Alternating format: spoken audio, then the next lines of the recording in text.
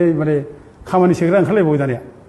दा दिनै बे कयजन बे सिबजों थाफाग्रानो खामानि सेयो होननानै जों बुंगासिनो दं दा बे सिबजों थाफानो खामानि सेग्रा माबोरै ओमफ्राय खमथा मोनखो बिसोरो सोर खमथा दं बिसोरलाय दा सिबजों थाफानानै खामानि सेग्रा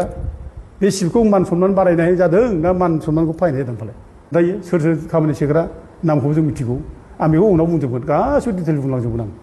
गावजों गावबो पार्टि मानसिनि खामानिखौ सियो इउपिपिएलनि जाय मानसिया इउपिपिएल नङा बेखौ इउपिपिएलनिसो बे होननानै खामानि सिनानै लायो आरोखि बेबायदि दा इउपिपिएलआ जाबाय जेनेबा हमना ला इउपिपिएलआ मा खामानि मोननाङा नामा इउपिपिएलआ मानो खामानि मोननाङा मोनथों मावलायथों बयबो दिनै नों एथ' गिदिर जुदि बयखौ आं हांख्रायनानै भट होबायब्ला दिनै भट होखांनाय देरहानायनि उनाव इउपिपिएलआ खामानि मोननाङा होनबा बे जागोन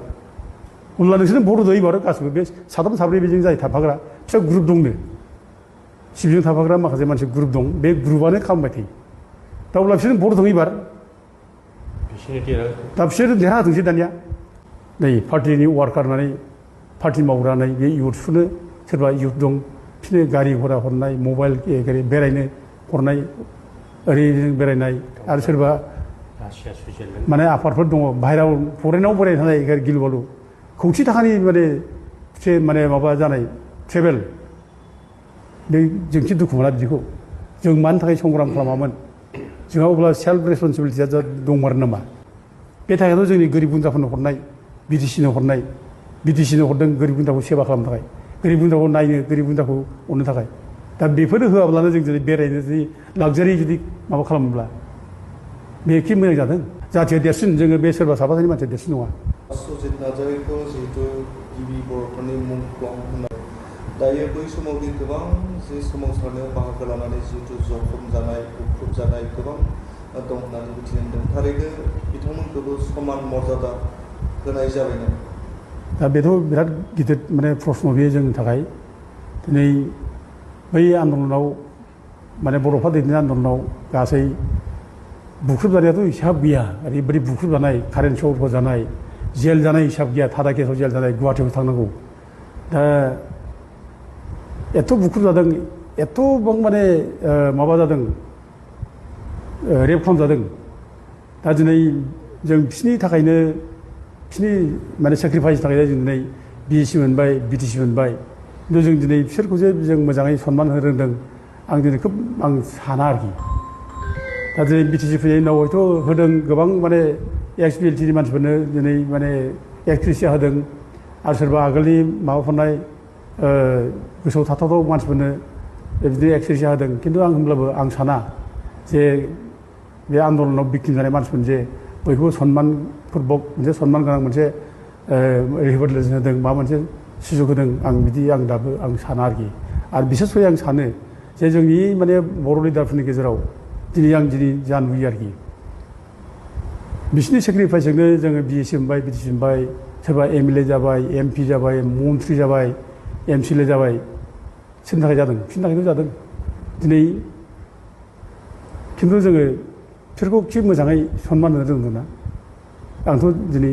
साना आरोखि जोंनाव माने जोंनाव सेन्स अफ रेसपन्सिबिलिटिस माने दायित्वबोध होननाय जिनिसा जोंनाव गैया आं नुनो थांदों आरोखि मानोना एथ' भिक्टिम जानाय मानसिखौ जों दाबो खबर लायाखै जों खबर लायाखै दिनै सुजित नार्जारिया थैनानै थांबाय मुंख्लं जालांबाय अन्थाइजों फोथार जाबाय बे टाउननि खाथिथार बिनि न'आव बायखंसेखौ नुवाखै दा बिनि न'खौ जुदि बानायना होयोमोनब्ला बिटिसि मोननायनि उनावबो जों मन्थ्रि थाबाय एमपि थाबाय बेखौ खि बानाय हायामोन न'खौ खि मोजां लुनो हायामोन मानो बानायनो हादिया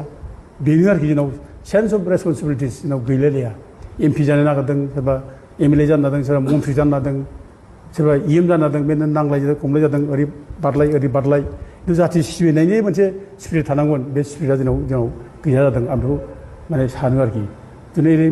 साजायै जों मोखां होबानो जों बे 12 बुमखानि बाथ्राखौ गोसोखाङो 12 बुमखाया दिनै 10 जन आइजोफ्रा जिनाहारि खालामजाबाय रेप जाबाय दिनै बिसोरनो माबा मोनसे जों होनो हादों जोंथ' जेबो होनो हायाखै जेबो होनो हायाखै माबा मोनदों मोनाखै जों दुखु मोनो दिनै बिसोरो गावसोरनि फिसाफोरनि एडमिसननि थाखाय गावसोरनि बेमार आजार नायजानो थाखाय दिनै सोरनिबा इएमफोरनि न'आव सोरनिबा सिबनि न'आव सोरबा एमएलए मन्थ्रि न'आव बिसोरो दरखं गिदिङो माने सहाय नागिरो बिसोरथ' माने सहायथ' थोजासे मोनाखै जोंहा जुदि कनक्रिट मोनसे आइडिया थानायमोनब्ला जोंहा सेल्फ रेसपन्सिबिलिटि थानायमोनब्ला जोङो बिसोरनो न' बां लुना होमोन गंफां गंफां न' लुना होनायमोन होमब्लासो जों बुजिगौमोन ना अनदों आदर खालामदों बिसोरनि एथ' गिदिर सेक्रिफाइस दिनै बिसोरो बयजोंबो माने ओरैनो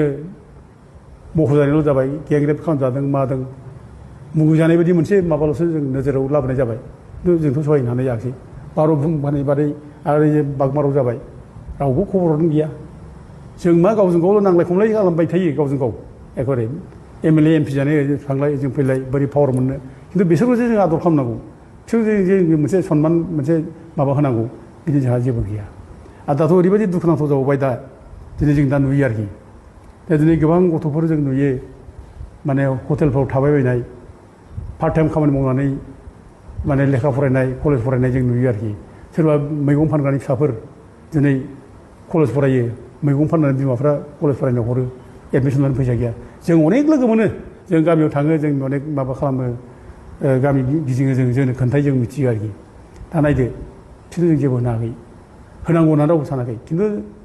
होदों सोरनो सोर मोनदों नै पार्टिनि वार्कार होननानै पार्टि मावग्रा होननाय बे इउथ्सफोरनो सोरबा इउथ दं बिसोरनो गारि घरा हरनाय मबाइल बेरायनो हरनाय ओरैनो बेरायनाय आरो सोरबा माने आफादफोर दङ बाहेरायाव फरेनाव बेरायनो थानाय गिलु बालु खौथि थाखानि माने माबा जानाय ट्रेभेल बे जोंसो दुखु मोना बिदिखौ जों मानि थाखाय संग्राम खालामामोन जोंहा अब्ला सेल्फ रेसपन्सिबिलिटिया दंमारो नामा जों मानो संग्राम खालामामोन जों जुदि बे बाथ्राखौ जों बुजिखाङोब्ला दिनै जों बे फैसाखौ ओरैनो गारस्लायस्लाय जों बे गथ'फोरनो जोङो फरायनायाव एफा एफा हरमोन सहाय जागौमोन बेथ' हराखै आरो ओरैबायदिबो दुखुनांथावबाव दिनै बेरायनो मोननानै बेरायबाय बाहेरायाव थांबाय ओरै गावसोर बेराय मोन्दों बिरादनो एखेबारे बेखौ फेसबुकाव होलायबावो इउटुबाव हगारलायबावो एखेबारे निउसाव हगारलायबावो लासिं सिं एखेबारे मा मोनखो बिराद गिदिर मोनसे एचिभमेन्ट मोनबाय नामा बेरायनानै बेखौ जे इउटुबाव हगारलायनो फेसबुकाव हगारलायनो बे थाखाया सोरनि बेलाय बे थाखायाथ' जोंनि गोरिब गुन्द्राफोरनो हरनाय बिटिसिनो हरनाय बिटिसिनो हरदों गोरिब गुन्द्राखौ सेबा खालामनो थाखाय गोरिब गुन्द्राखौ नायनो गोरिब गुन्द्राखौ अननो थाखाय दा बेफोरो होआब्लानो जों जुदि बेरायनो जुदि लाक्जारि जुदि माबा खालामोब्ला बे एखे मोजां जादों आरो जों मानो पार्टि खालामदोंबालाय मानो पार्टियाव ओंखारदों पार्टियाव ओंखारनायनि खारना मा जाथि सेबा खालामनो थाखाय समाज सेबा खालामनो थाखाय जों बे समाज सेबा खालामनाय स्पिरिटआ जोंहा बहा थांखो जों पार्टियाव ओंखारनाय माने मा जों माने गारि घरा नांगौ मबाइल माने फन गिदिर गिदिर नांगौ जोंनो दामि दामि जों माने माबा लाक्जारि थानाय जों नांगौ बेफोरो नामा जोंनि पार्टि खालामनाय मावनाया समाजनि सेबा खालामनाय जोंनि सेन्टिमेन्टआ बहा थांखो फालाय बेफोर दुखुनांथाव आं ओंखायनो माने बुङो जोंनाव सेल्फ रेसपन्सिबिलिटिया जोंनाव खोब माने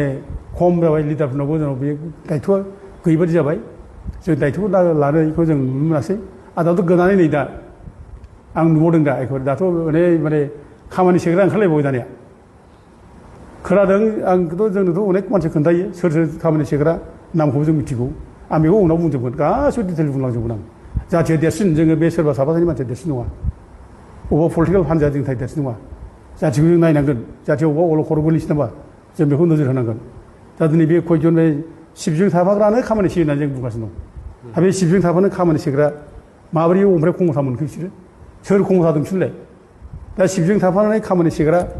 बे सिबखौ मान सनमान बारायनाय जादों ना मान सनमानखौ फायनाय जादों फालाय